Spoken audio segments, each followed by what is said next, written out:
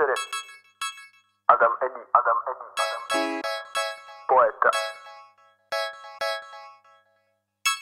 Když tě chytne nálada se na všechno vysrát, prohra je jediná, která v životě je jistá. Proto myslím pozitivně, snažím se nad ní vyzrát. Denně lítáš v oblacích, občas musíš přistát. Tak mi ruka píše sama, papíry nestačí. Zjistil jsem, že na dobrý věci se netlačí. Do života s tím, co mám, to mi zatím postačí. Je to jenom na osudu, kam náš život dotlačí. Nejde jenom existovat, taky musíš žít. To důležitý v životě není blahobyt. Spousta lidí by tohle mělo pochopit, až budeme pod zemí, aby jsme měli klid.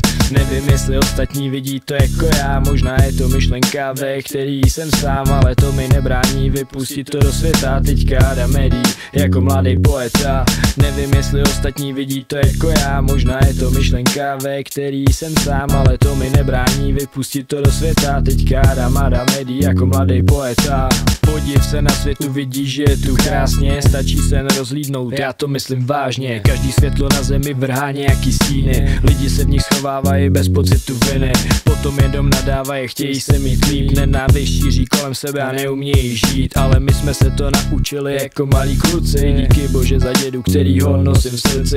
Který mě naučil, jak se chovat a jak žít. Ukázal mi směr, za to mu patří dík. Nevím, jestli ostatní vidí to jako já. Možná je to myšlenka, ve který jsem sám, ale to mi nebrání vypustit to do světa. Teďka Adam Eddy jako mladý poeta. Nevím, jestli ostatní vidí to jako já. Možná je to myšlenka, ve který jsem sám, ale to mi nebrání vypustit to do světa. Teďka Adam Eddy jako mladý poeta.